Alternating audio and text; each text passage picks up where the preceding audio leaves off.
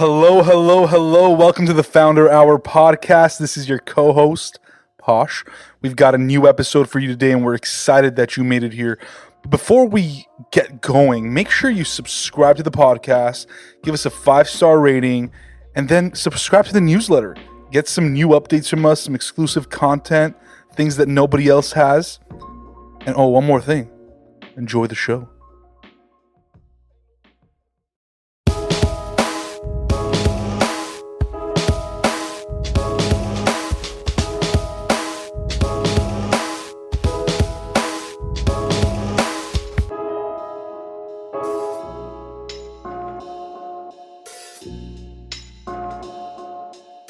What's going on, ladies and gentlemen? This is the Founder Hour podcast. I'm your co-host, Pat, and on today's episode, we had the pleasure of sitting down with Daymond John. Daymond is the founder of FUBU, a hip-hop apparel company and pioneer of the streetwear industry that he started in 1992 with his 3 friends from Queens, New York.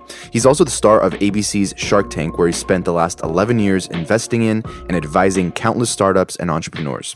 We talked about everything from Daymond's childhood and what he was like as a kid, some of his formative experiences and entrepreneurial ventures that shaped who he is today, the origin story of FUBU along with its successes and failures, how he ended up on Shark Tank and what most people may not know about the show, and much, much more.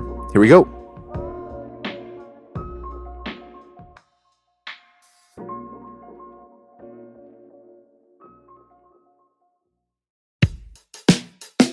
Daymond, I was going to wear my Dodgers hat, but I figured you're going to be in that New York hat, and I didn't want to piss you off from the get-go. Yeah, no, I hate when people that look at the most winningest team in history, they try to actually compare it. It does it gets me angry. I mean, at least they were originally from Brooklyn, right? There's got to be some connection there. See, now you got to even dig deeper in a hole, and just play yourself. It's like fighting Mike Tyson and saying, at least I spit on you in the beginning. All right. So I know you've been on several podcasts before and sort of have shared your story, but we always like to kind of talk about the early days because it's just super important and sets context for sort of where you're at in your life now. And obviously people can Google you and watch you on TV and know what you kind of do. But kind of taking it back, I know you grew up or you were born in Brooklyn. Tell us kind of a little bit about what you were like as a kid. What kind of things were you into? What did you sort of spend your time doing? Well, listen, it all depends on when you're talking about my childhood. I was born in Brooklyn and moved to Queens, and at earlier on in my life, going up to around 11 or 12 years old, I was into airplanes and cars and skateboarding, and I loved baseball. I wanted to, maybe be a baseball player one day. Those are things I liked. The music I liked was mixed. At that time there wasn't hip hop, and so you listen to everybody from the OJs to the Bee Gees to Elton John and all those groups out there, and the Police and things of that nature. And then all of a sudden, hip hop was born, and hip hop just it really just mesmerized me. And of course, the Sugar Hill Gang came out, and other, Africa Bambaataa and Grandmaster Flash. But then slowly it moved over into Queens because all that started in the Bronx, and it happened to move into Queens. They say, and I hate the saying, but it is somewhat true, that pioneers get slaughtered and settlers prosper, and the bigger rappers ended up being some people who lived in my neighborhood, and Run DMC and LL Cool J and Salt and Pepper, and I happen to just grow up in a neighborhood where in 5 square miles, literally at the time of that height of rap, probably about 50% or 60% of the most famous rappers in the world came from that area, and it was just an amazing time to grow up at that point. And listen, my parents had got divorced when I was 10 years old, and my father would leave, and I would never speak to him or see him ever again, and I became the man of the house. And simultaneously, while I loved rap, I was trying to support my mother. Not that I was technically the man of the house bringing in the money. She was, but I hate seeing her work so many jobs, and I tried to contribute in any way I could. I was not a good student in school, but I was also very popular when I started going to high school, because I started going those early rap tours. Like the first large rap tour that went around the country, I would show up on certain dates. I didn't work for the tour, but I would get on a train, bus, or a car and get over there. And I was a really popular kid, which was probably to my demise uh, because I wasn't doing that great in school because I was dyslexic. I decided not to take further forms of education. And then I'd blink my eyes and I'd be 23 years old or 22 years old. I'd already had a bunch of failed little businesses. I didn't know much about business. And those kids that I was laughing at, 'cause I called them at that time nerds and ducks, they were coming back from college and I was serving them shrimp and red lobster and I was embarrassed. And around that time, I decided to change my life and continue to educate myself whatever way I could and apply myself to this little idea I had called FUBU. And And here I before am. we get into Hey. FUBU, I can imagine there are a lot of kids that maybe are now in that situation or were in your situation where you just sort of get caught up in the life of like, being a high school student. And again, like if you're not perhaps, as good in school or you have that kind of path laid out for you to go to college and you have all these plans, then it's kind of like, well, what do I do? And you sort of end up, like you said, you could end up at Red Lobster or you could end up at this department store or here or where just, to get a job and get experience.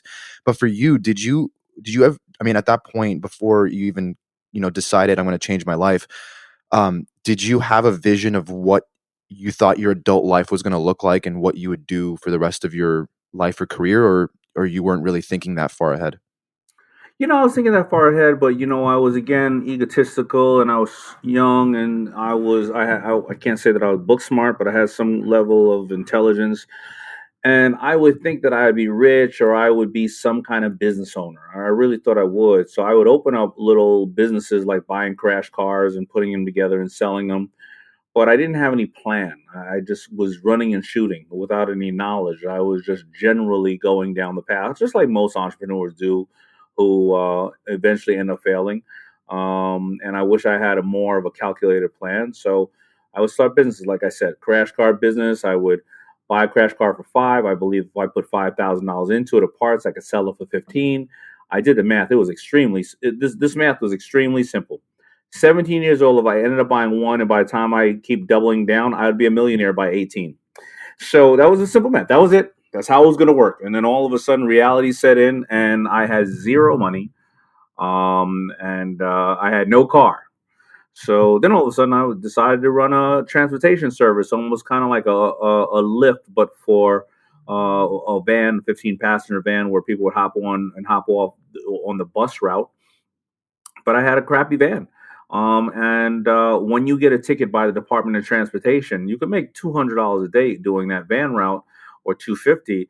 But by the time you pay for maintenance on the van, insurance, and if you get a ticket because you're going up a route where the Department of Transportation says you don't have commercial or livery plates, one ticket was $2,500.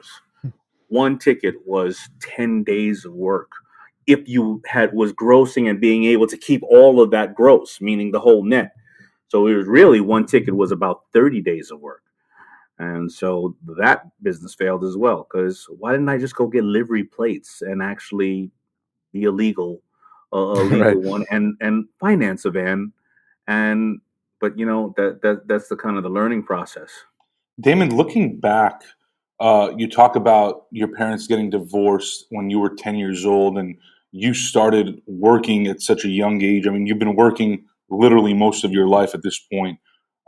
When you think about, that time of your life, um, you know, what was going through your head? I mean, was it just we're in survival mode, I need to do whatever it takes?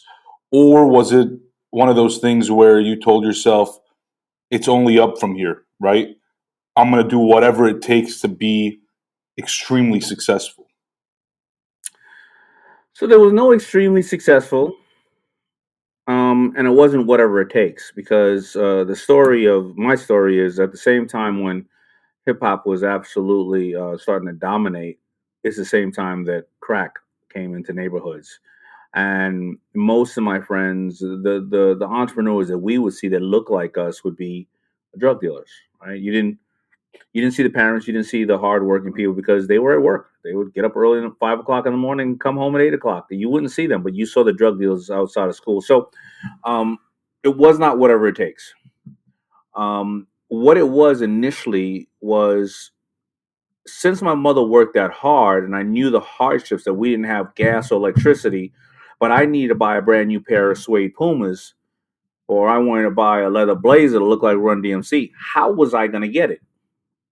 Well, responsibility is a lot of kids, grow up. Well, my parents get it for me. Well, my mother couldn't afford it.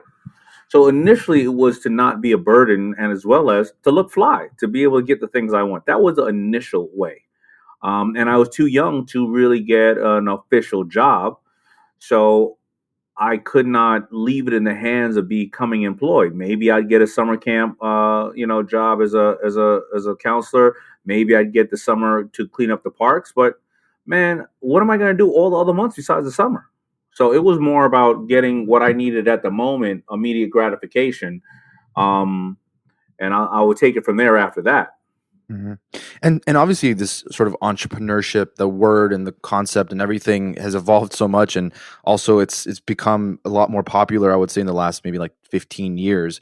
But back then, I can't imagine it was as common for people to just sort of drop everything and start a business from scratch. And perhaps if you had the means, it would be a bit easier. But for someone like you, like how did you even come across the thought of, I'm just going to go and start my own thing. I'm not even going to go work somewhere. And how did you decide to start a clothing brand, or at least at the time what it was?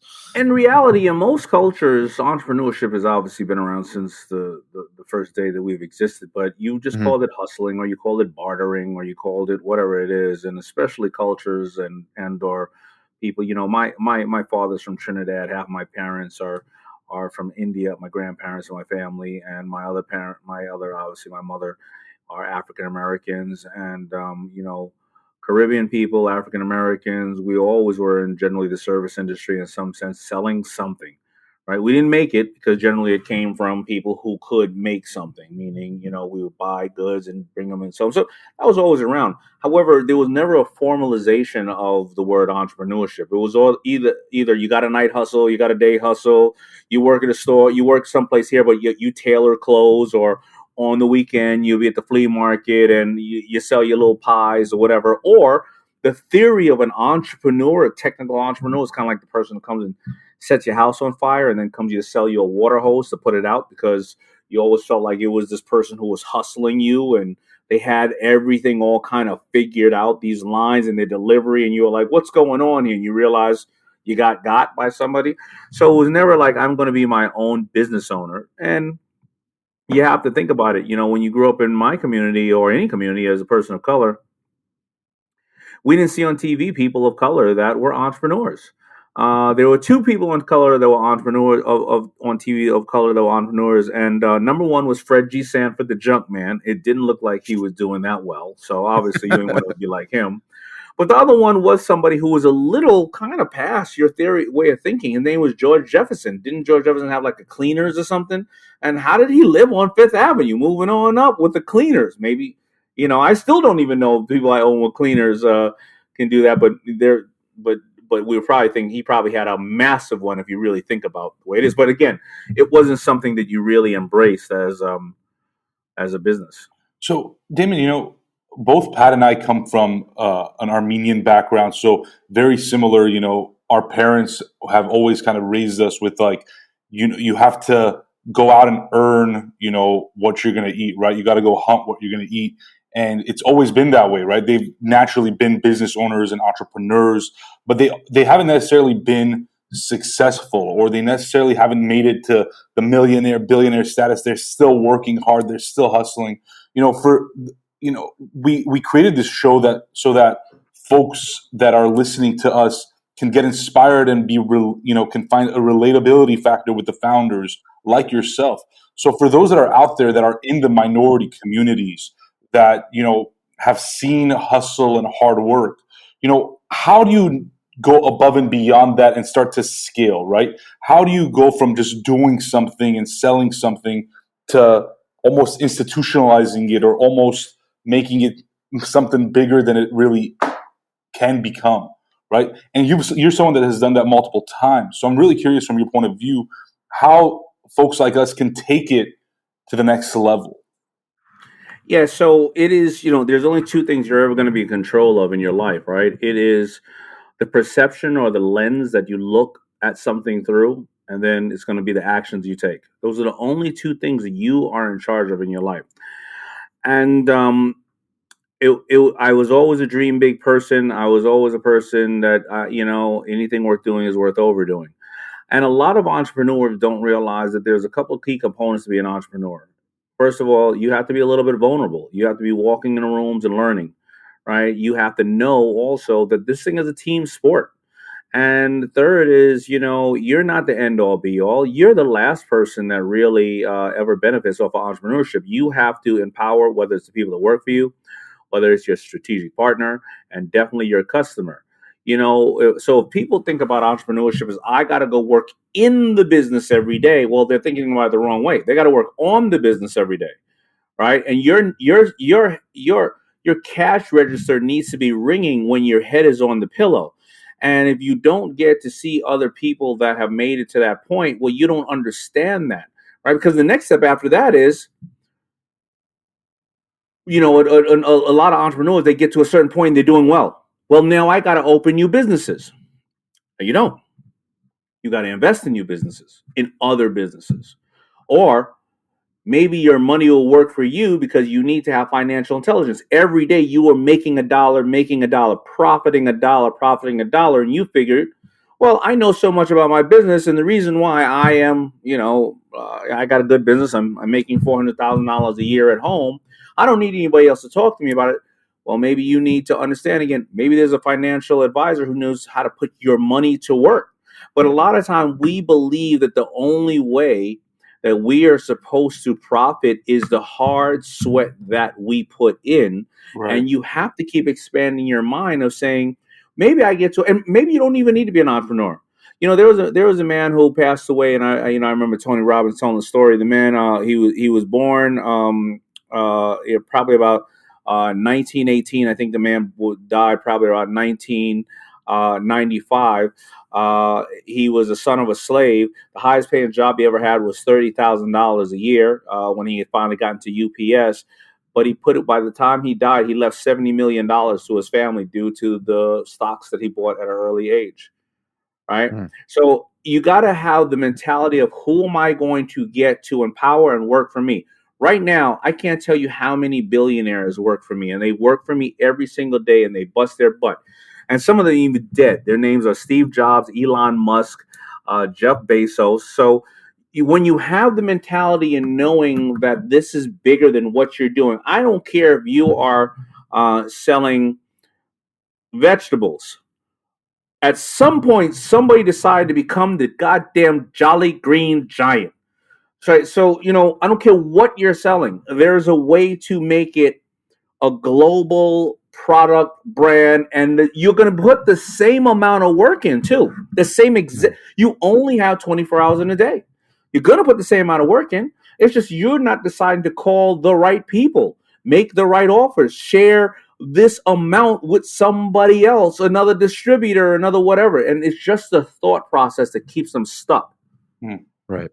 So I guess when it comes to actually, if you want to, if you do have something you're passionate about or a business idea, you see an opportunity and you start it, obviously that comes with, getting everyone on the same page, getting other people to share that in that vision and work with you and kind of make that a reality. Obviously you can't do everything yourself, right? You have to hire the right people and bring on the right team. And you mentioned it's a team sport, and it all comes down to the overall vision and what you're communicating to that team. So for you, when you were just starting FUBU, what did you see? What was the opportunity? What were you so passionate about or wanting to go after, where you decided, all right, I'm going to start this, and what was that? Well, I made a couple of dollars, but after that, you know what it was to me and to my team? You want to get onto the video set and meet all the hot chicks and not get kicked off? All right, well, here's a reason why you can go to the video set, because now you have the product and you are making it, the director doesn't have to pay for it. You made the stylist job easier. The rapper is looking good. And even if you sit around all day, at least when they kick everybody off, you have a reason to be there, and you would have paid to be over there. I always say it to me and my three partners. And you know what happened? Out of 20 video sets we went to, we didn't get our product into probably about 15 of them. But the 5 we did, but forget even the 5 we did. You know how many people we met and got to find out where the next video was? Because, listen, crews work on various different videos. Bodyguards would be like, here. They're like, oh, we're not doing one, but guess what? Bobby Brown's doing one next week. We're not doing. So we ended up getting our product on Method Man, on Mrs. Jones, on Brand Nubian, on Busta Rhymes, and on Old Dirty Bastard and Mariah Carey. And that was out of us going to all those videos over 3 years. So simultaneously, we were very connected with the industry by that time. And at the same time, it was the same 10 t-shirts. Now, all of a sudden, our product is out there.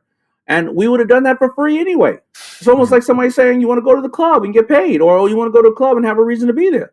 So when entrepreneurs are doing something they absolutely love, they want to be in that environment. They want to be there. And you know what? If all of a sudden FUBU never took off and I ended up becoming a waiter the rest of my life, that probably would have been one of the best times of my life, being on those video sets, because that was something that I was into. Dan, why did you start FUBU? I mean, and how did you start FUBU? You weren't some guy that was in the fashion industry. I'm sure you were a part of that culture. You loved the culture. But what made you believe that you were the right person, right? This concept of like, and I guess this is a concept we talk about more now, is like founder product fit, right? Forget product market, but like, why was Daymond John in the best position to start FUBU?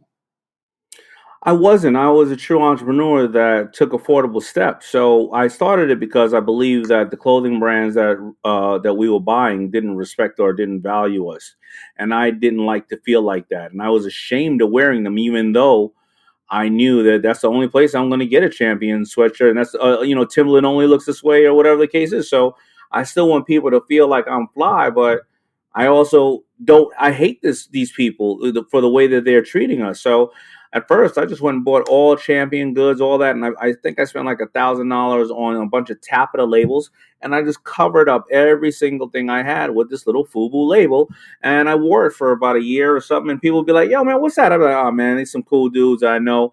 They got some stuff. I'm rocking. And it was just a feeling of trying to belong, to look this certain way, but yet not feel bad because I'm highlighting somebody that hates us." Right. So that's where it initially started. And then it was I want to buy this hat. I can't find this hat. Let me sew a bunch of these hats like this. And then I actually started making money. And then I started really saying, wait a minute, I'm making the stuff that I want to wear. I'm getting attention. I'm feeling like I am worth something. I can't rap, can't sing, so let me do this. So it's always that kind of, you keep growing and you keep growing and seeing and going and going and going. You start to grow. I didn't think of myself as a huge entrepreneur. And when I did think that I was going to have a business, I thought that I would have a nice boutique for my 3 partners and I to work out of, and we would all be able to hopefully make enough money to feed our families with this one boutique, and then we'd grow it to 4, where each one of us operated one of the boutiques. Damon, one thing I want to highlight, and I really appreciate when I see and know when founders did this, was early on when FUBU began, you didn't go 100% all in on FUBU. You still had another job that was bringing you money. I think these days, a lot of times you hear investors and venture capitalists and other founders, oh, you have to go 100% in on whatever you're doing or else it's not going to work. You have to be 100% focused. But then you hear all these stories of successful people that had to get their bills paid somehow, or else that other business, that other side hustle was never going to move forward. What is your take on that? For the folks out there that are listening that have an idea or that are just starting off, and should they keep their daytime job or should they go 100% in on whatever they're doing? Yeah, listen, the 100% go 100% in and, we'll do all this and that is the biggest crock of shit I've ever heard in my life. I don't know why people even talk about doing that. But you know what? If you want to lose weight, don't eat for 2 weeks. I mean, how does that sound? It's just stupid. I have no idea when people say that. The people who have said that type of thing generally are the people who may be referring to you built up a good amount of money or whatever the case is. You worked in a career where you've been rewarded for it, and you have opportunities of retiring or going someplace else, but you've decided to take 10 or 20% of what you have and go all in on something. But even that thing that you're going all in on, you at least have a strategy that in a year or 2 years, if you don't hit certain mile markers, maybe it's not for you. Now, that's okay, cool, but I believe that you should always be slowly dipping your toe in it. Yes, I worked at Red Lobster for 5 years while I did FUBU, and 80% of my time was at Red Lobster, 20% of my time was at FUBU, and then it increased to 30 and 70, 50-50, and then I realized I was on to something. I would have never been able to survive if I would have quit my job and do all those things, because how was I going to pay the bills? And by the way, simultaneously, the story goes that I turned my house into a factory, but I had three other rooms in my house. I rented those out to strangers for $50 a week. So that now I had the mortgage generally paid. I was sleeping in the basement or sleeping next to the sewing machines. And then I was going to Red Lobster to work. And that's what happened. And I was literally sleeping 3 hours a day for 5 days a week. Now, that's how the story goes, because I was trying to make sure I maximized my opportunity. So I had the ability to fail a dozen times during that and come back, because at least I had my bases covered. Entrepreneurs, I don't care who they are, they think the same way. People who are real estate giants now are like, hey, I bought a 2-family home so that I can rent it out to one family, even though my family was 10 people and we stayed in the bottom part or the top part, and they paid the bills for us. So I had more time to start investing, and I doubled and doubled and doubled and tripled. That's how it is. That's the real way it works. And really, to that point, I think what it really comes down to is the conviction, right? Like that initially, the 100% thing, like you might not be 100% working on the business at the beginning, but your conviction, like you might be 100% obsessing about it, and you're going to do it. And once the time is right, you're going to take the leap and you're going to go all in on your time. But that conviction piece is important, especially when it comes to failure, right? And it comes to the inevitable struggles of starting a business. And I know for you, I think I've read or heard that, you kind of had to shut down FUBU a couple of times and bring it back. And that must be really difficult to do, because opportunity costs start coming in your mind of like, well, what else could I be doing right now? Could I be doing something better, something more lucrative? Like something about it kept drawing you in, kept telling you like, no, Daymond, like stick to this. Like even if it doesn't work, fucking close it down, figure out a better strategy and come back. Right. Like what was going through your mind? I guess talk to us about those early times. So the key component to that are two things. I was taking affordable steps, though. You see, when I was closing it down, I ran out of $1,000, $2,000. I was able to bounce back from it. Now, a lot of entrepreneurs who have that idea of go all in, they go and a lot of founders, the main reason that startups fail is usually overfunding. And overfunding is exactly what we're talking about. They go and borrow $100,000 and quit their job, $200,000, and now they all of a sudden, instead of making mistakes with small things, they took out $20,000 in ads, they got $100,000 in inventory, all these fancy consultants and salespeople. Instead of failing with $500, $5,000, you would have got the same result.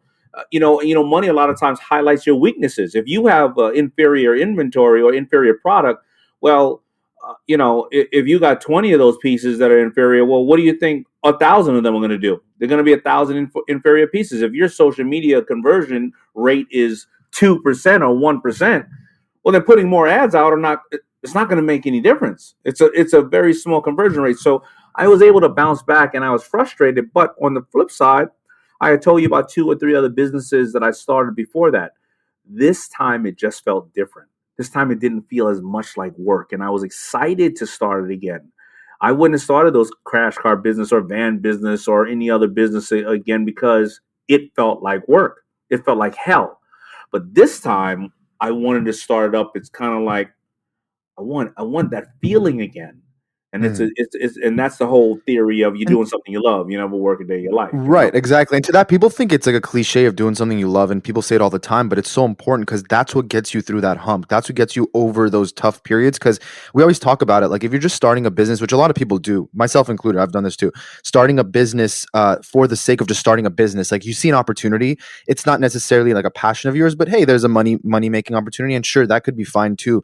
But at some point, once you need to level up and scale up and manage people and hire people and what have you, and like really grow it, that kind of kicks in, is like, like, do I really care as much about this business as I should? Like, no, like, well, maybe I should do something different. Maybe I should do something. So initially, if it's like, I guess, what advice would you give to people who are in that position? And maybe it's not a passion, but also passion can be developed. So you just never know, it's like, how do you approach that piece?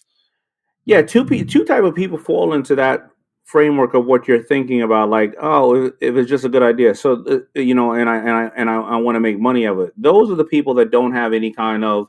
Usually, they don't have money and they don't have enough information to realize, if it's a good business for them because they don't have enough experience to know that you can like a business all you want, or you can like an idea all you want. It does not mean you like the business. And you know where you see this often?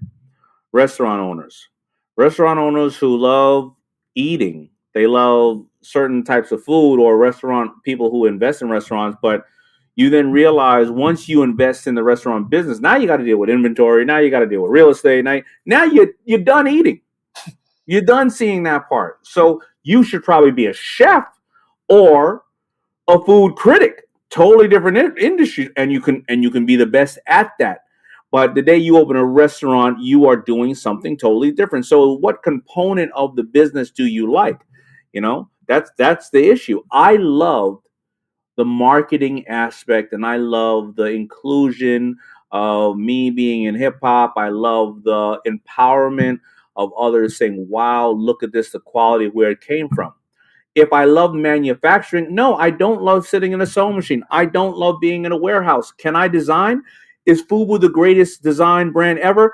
I don't want to break it to anybody, but it's really easy to put a bunch of O5s and FBs on a bunch of sweatshirts and jerseys. It's not hard doing that. But I love the marketing aspect. I love the branding aspect. And I love being part of the hip hop community. And I love seeing those things unfold. Daymond, when did you know that FUBU was going to become this global brand, right? Like, I know you talk about you had this feeling that it was different this time around. It was going to be successful. But was there a moment, or perhaps moments, that you saw and said, shit, FUBU's going to become something way bigger than I ever thought it's going to be? It wasn't that I said FUBU was going to be. I turned around one day and said FUBU is something that I never thought it would be. Because to be a little bit have a healthy paranoia, and if you really do your analytics, a hot fashion brand lasts 5 to 7 years, and it's gone, or it falls out of favor. Levi's, Benetton, Alessi, Fila, all of us, right? You got your unicorns like Louis Vuitton and Nike, but every milestone is a different milestone. It's like, wow, we went from shirts to denim. Wow, we went from 5 stores into 50 stores. Wait a minute, we have a ladies licensee coming around. Wait a minute, the test of the person who wanted to distribute us in Germany went well, because simultaneously, while those are happening, there are some back steps. Germany went well, but the guy in London is not really buying a lot of goods. Maybe the people in London aren't ready for us.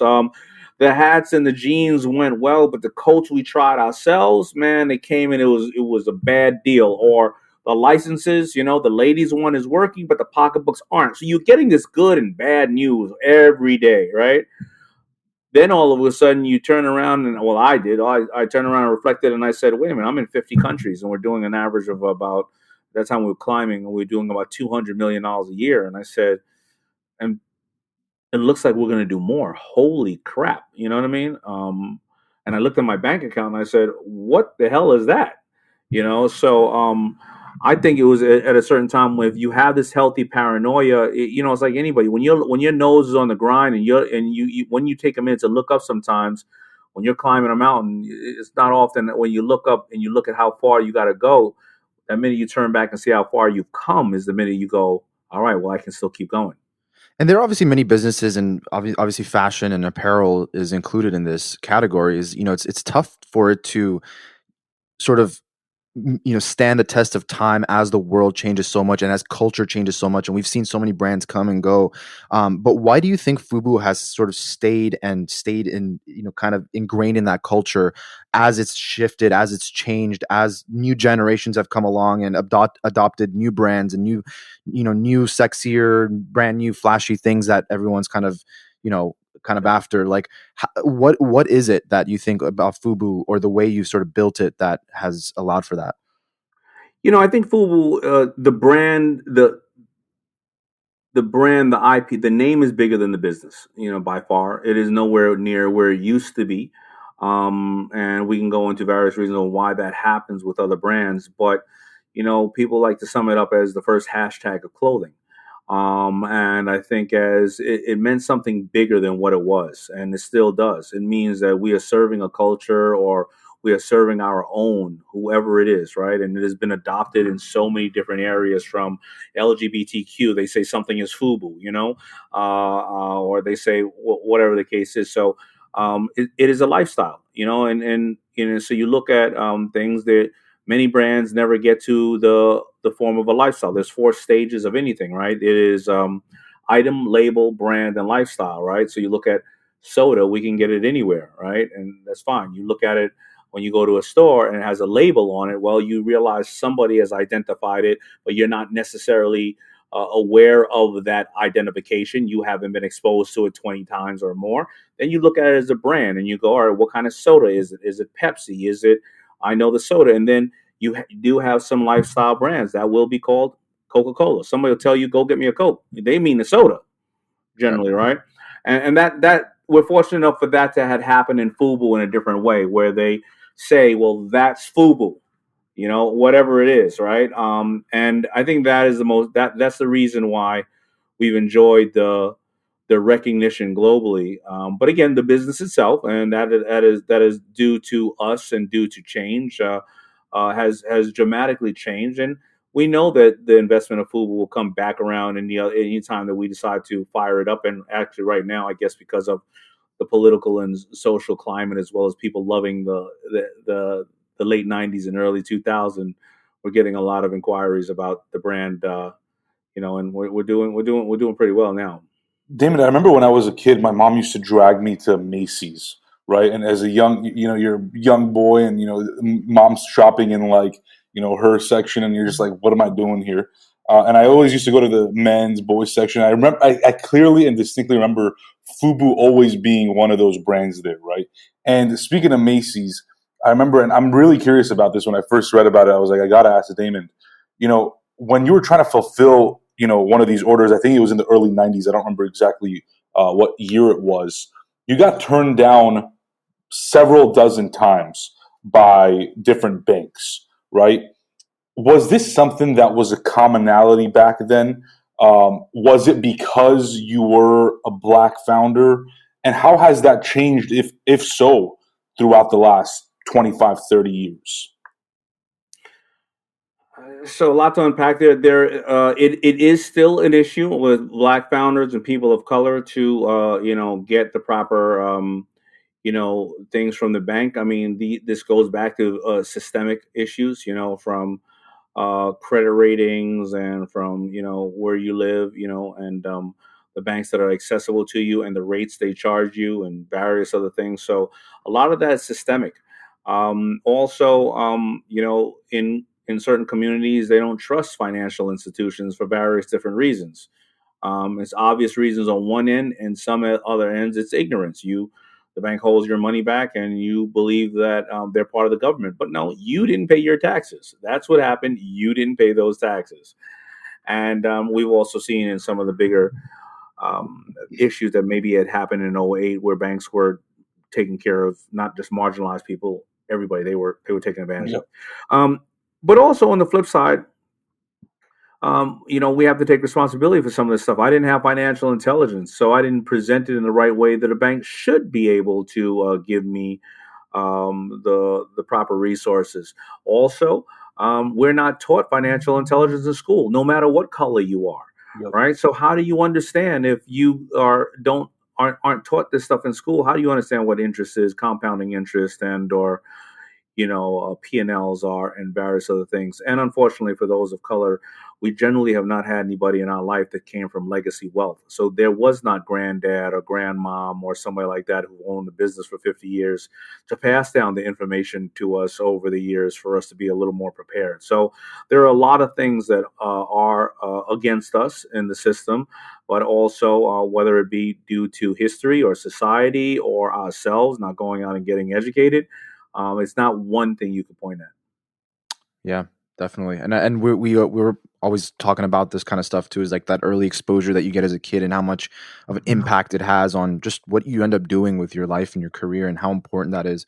So I mean, with this in this day and age, with sort of all this innovation and technology, hopefully that's something that we can improve on as a society. But so kind of to fast forward, I think it's like 2009 ish. You get a call from Mark Burnett at ABC for this new show called Shark Tank. How did that, like, was that a random call, or did you like end up, did you like want to, did you find out about it and want to audition for it and try to get involved, and like what was kind of that period like for you? Yeah, I think the call was 2007 or 2008, Hmm. 2007 maybe. 2007 actually. I go to my office, and at that time, people were still heavily calling the office. And my secretary checks my voicemail, and out of the 50 voicemails I have on my recordings on the machine, usually 45 of them were people trying to sell me um, new locations for my office or stores, or people trying to handle my money. But one was from Mark Burnett's company and said, "We want to talk to you." I get on a conference call or a Zoom, and they say they want to talk to me about a new show they're doing that's already number one in Japan, London, and Canada, called Dragons. Then they're going to call it Shark Tank, and they want me on the show. I said, "Okay." They said we're gonna have to spend our. I'm gonna have to spend my own money. I said, click, hung up the phone. Goodbye. That's it. I said, these people are pimps. That's it. That's it. I heard Hollywood takes advantage of you. I'm like, God damn, they're going to make me spend my own money? What the hell is wrong with these people? They're What did sick. that mean though? Like, if you wanted to invest, you had to invest your own money, was that, or Not if you want to be. I mean, obviously, you're on there to invest. I wish I could be like this on the show all day.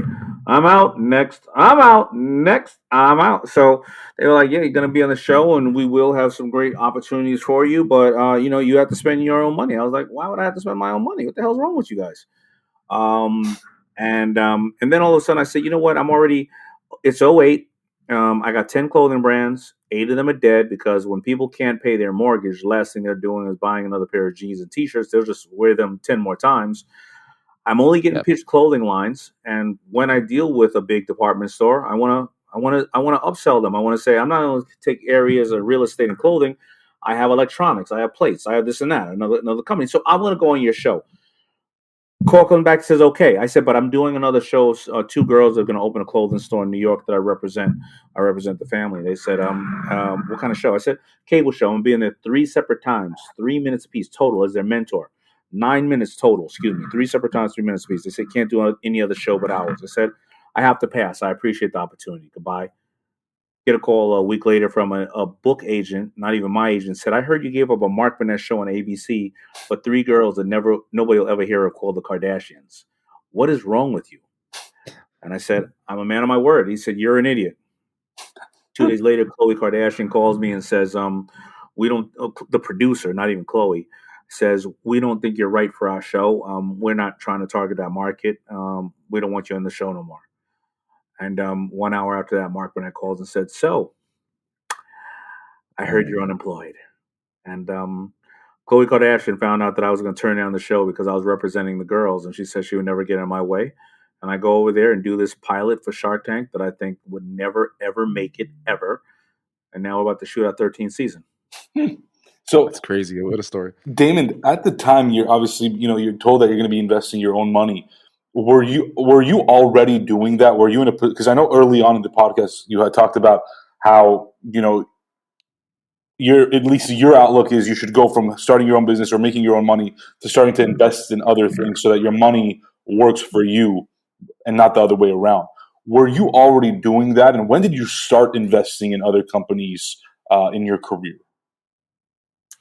Yeah, well, I was already doing that, and we started doing that. My partners and I primarily, like I said, I had 10 clothing brands. So we started probably right around when I was around 31. We acquired brands and invested in brands such as Willie Esco, Drunken Monkey, Coogee, Married to the Mob, Heatherette, and various other brands in our portfolio, Etonic, um, Crown Holder, and some other brands. So we were already doing that.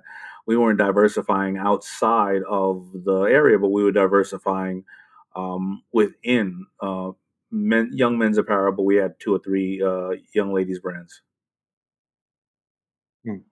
I know on the show you talk a lot about, your access to distribution and supply chain, things of that nature. I'm really curious about founders and their skill sets when they're starting, but also throughout the course of their careers.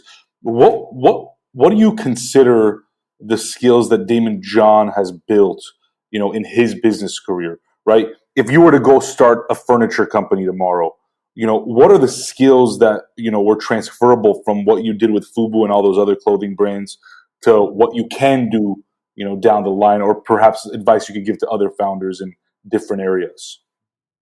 Yeah, seeking talent, good management, and seeking out talent and giving people who traditionally have not gotten a shot, give them a shot, and or people who are highly leveled and highly skilled, convincing them that we can collectively do this and rewarding them.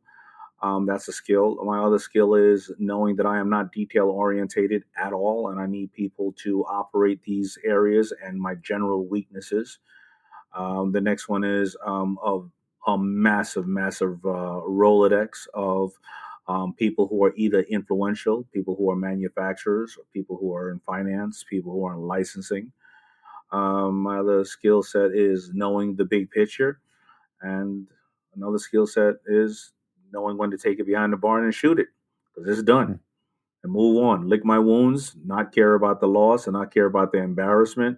Be honest with everybody and treat it like a grenade that you just got handed with the pin out of it. Just hot potato, take that shit somewhere else and move on. Hmm. Obviously, when a lot of people think of Daymond John, they obviously have seen you on Shark Tank, so they think of you as like the shark on TV. And I guess what's something that people might not know about the show, or just like your involvement with the show in general, like behind the scenes, perhaps? Well, I mean, a lot of people don't know that between the pitches, I take the rest of the sharks behind the curtain and I draw a board and I show them what actually happened and transpired and I educate them on how they could be better sharks and better individuals. I'm the guru of the show. I'm the teacher. So a lot of people don't know that aspect about it. But other than that, all joking aside, I think a lot of people don't know. And let me break down the show for us. We really don't know anything about those people. We don't get a piece of paper on those people because it would take all the fun out of the show, right? I would be able to Google or leverage or understand. I wouldn't need to ask you your distribution; it would be right there online, right? Know nothing about them. The Right. pitches are average an hour long. It could go as long as 2.5 hours. There's 16 cameras shooting each pitch. That's 16 hours of footage that they mark to make sure that they accurately display what had transpired. You only see 8 minutes of it. It takes us anywhere from 1 month to 9 months to close the deals. So we close about 80% of the deals. That's the reality of the show. What the behind those are the behind the scenes things that you don't see. That it takes the show. It takes us an average of 1 month to shoot the show, but it takes us 6 months to promote it and 8 months to probably deal with all the vetting, and it takes a lot of massive time. And it's a great thing about that. The things you don't see, we're all close. All the sharks, we're very close. We've been now doing this 13 years. We've seen each other get married and divorced. Our kids have grown up with each other. We've seen certain ones fight cancer and do so many different things. So we are extremely, extremely close, and we respect and value each other, even though we can disagree on the fundamentals of business. Those fights are absolutely real that we have. Because we both have egos. We both feel that we know the best for that entrepreneur, and you're getting in the way of my money. So Mhm. those are a lot of different aspects of the show that people may not know or may know. And me, Daymond John I have learned and I've grown over the course of my time as a shark. I first got on there because I was looking at opportunities that I may potentially get to diversify my portfolio. I realized I have a bigger responsibility after the show had started to hit so many families and so many kids that as a person or a minority, a person of color, I realized that I happen to be the only African American that this level of success on TV that has nothing to do with music, sports, or politics and entertainment. And I probably am the person that most people need to see because if my dumbass can make it, anybody can. And you don't need to think that you have to have a talent. You don't need to think that you have to look good. You can sing, you can dance, or you can play sports. And I think that that's a bigger issue because when you look at that carpet on Shark Tank, that carpet doesn't care about your race, your color, your creed, your sexual preference, your gender. It just needs to know, are you ready to succeed? And that's what I love about the show and how it has changed Daymond John than the person 13 years ago that were looking to leverage their opportunities and diversify their portfolio for financial gains only. Damon, one of the things that I think is fantastic about the show, and I remember Kevin O'Leary was actually on Clubhouse a few weeks ago, and I had the chance to tell him and ask him about it as well, is how great of an impact the show has had, perhaps globally, right? At least in the United States, but perhaps globally. It has essentially brought entrepreneurship and investing to the forefront, right? Where you talk about how there was no, and still sometimes isn't, financial literacy courses in high school, college, grad school, even. Unless you study finance, maybe that's when you understand some of those things. I mean, I went to law school, I've worked in business, same with Pat, and we're still learning about some of these things while we're on the job, right? But I think what Shark Tank's been able to do is bring those things to the forefront, right? Talk about things like revenue and profit and distribution and scale and team building and experience, etc. Things that nobody had ever talked or thought about before.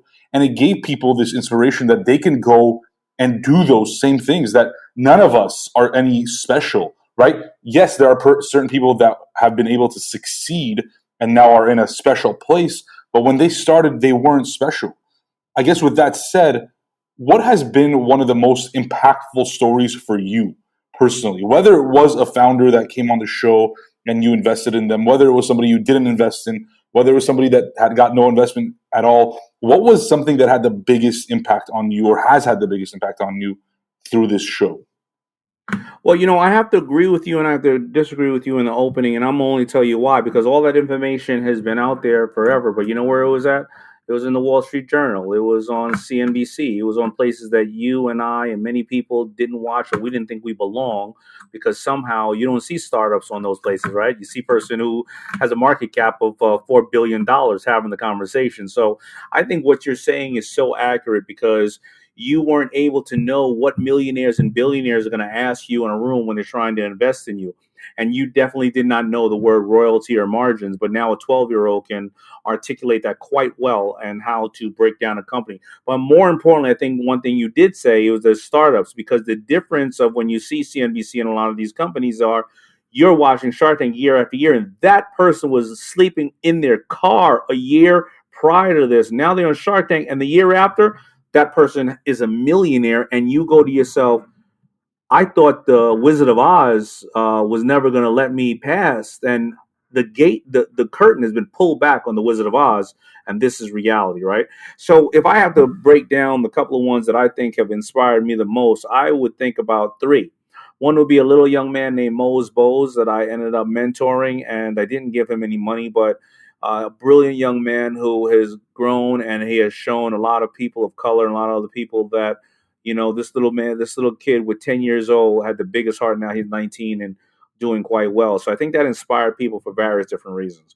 Um, Number two would be a guy who did get turned down by the Sharks. He said he was asking for too much capital at the time, and he went out and realized that even if he was a shark, that he would have never made that investment. But we told him no, and he would go off and sell his company Ring for $1.2 billion to Amazon. So it shows that the sharks don't know everything. We can only tell you what is a good investment for us, or where we see we add value. But it shows that you can hear no, and you can go out and sell for $1.2 billion and change a lot of technology in the world, right? And then number three is going to be my favorite. Two guys come on with a product that I said I was never going to invest in. It was a sock company, because I already told you I have 10 companies and 8 of them are dead. But they showed that you can take a sock or any product and you can put a twist on it, and that today people care not only about what they buy from you, but what the hell are you doing for somebody else? And instead of having to worry about solely relying on advertising, when Bombas Socks sells a pair of socks, they give a pair away to the homeless. And what does that do? That makes a kid or a person, every time they're on Zoom or at the water cooler or at the dinner table, say, let me tell you something. I help so many different organizations every year. How do you do that? You're barely making any money. I know, but every time I bought this, I helped clean up the ocean. Every time I bought this, I helped give a pair away of socks away to a homeless. And every time I did this, I help stop human trafficking. And it shows that you can take something and put a twist on it. And why do I say that? Well, because they're the number one product ever invested in Shark Tank history. So a lot of people want to come up with new air brakes for the new space shuttle or new heart valves. No, the number one product that ever was invested in is a sock in Shark Tank history. The number two product, it's a stupid ass sponge called the Scrub Daddy. It's a sock and a sponge. I don't want people out here, don't stop overthinking these things. We already talked about one of the top companies in the world. It's a bubbly brown drink with syrup in it. That's it. Yep. Daymond, I know there's a lot of good stuff, and the one thing I do want to wind down with, and it's a lot more personal, is a few years ago, it was announced that you were diagnosed with cancer, and it was definitely one of those things that I read about, and I was like, I was so devastated by it, because you just never want to hear those things. How did that change your life, and how have you been able to build from that point on since then? Well, thank you for your concern. And it was questionable if I was going to tell anybody about it at the time that it happened, because obviously I had to respect the privacy of my family and what was going on. But I thought that there was a bigger story to tell. And I think the reason why there's a big story to tell is I had that. So basically, the story goes that I went and got an executive physical, and they told me to take a little nodule off my thyroid, a little bump, but they didn't know necessarily what it was. But the way the imaging was going, it was complicated to see what it was. The 1 hour surgery of removing that little nodule on my thyroid became 3.5 hours of removing a golf ball size of stage 2 cancer from my body that I didn't know I had, and it was slowly moving to my lymph nodes. Now, I got to tell you, I'm cancer free, and I got to tell you something about it, though. What I learned there was, as much as all the stuff we're talking about, because entrepreneurs are such servants and serve others, we never talk about ourselves, and we often overlook ourselves and put ourselves last. And all the aspects of what we talk about doesn't mean anything if you can't get it. And we all have this, right? Whether it's ourselves or whether it's our sister, our brother, our hard-headed father, hard-headed mother, especially when our families come from countries that a lot of things are not necessarily there. They ignore things, and I realized that I caught that thing in my body because my friend made me go and get an executive physical. And it's 70% of the people, 70% of the time, if you catch something ahead of time, you can beat it. So what that made me do is say that I think there's a bigger picture to tell people to urge their family members to go get that colonoscopy, endoscopy, pap smear, mammogram, whatever it is, because we don't talk about that on Shark Tank. And it's a very critical part of success. So thank you for bringing it up. And I hope if just one person listens to what we're talking about today, and they go and catch something early, then I think we did our job. Absolutely. Yep. Absolutely. Yeah, I'm glad to hear you're in good health now, and I know you got to run, but this has been an incredible conversation. We can't thank you enough for hanging out with us and sharing your story with us, and wisdom, and all the best to you. Hopefully, we can meet in person one day once this whole COVID thing is gone, and all the best. All right, guys. Well, I appreciate you, and thank you for what you're doing for people and bringing either further education to this challenging world, but yet very rewarding world of entrepreneurship and everything else. Thank you, Daymond. Yes, sir. And thank Thanks, you for Daymond. your vulnerability and sharing not only the business side, but really who you are, because I think that that's the goal that Pat and I have with this show, is uncovering the person behind the businesses, because the businesses are something that's secondary. I think, if you have a great human being behind anything, they could create 1, 2, 3 dozens of businesses. So thank you for being that inspiration, and best of luck with everything you're doing. You got it, brother. Thank you, guys. Peace. Thank you.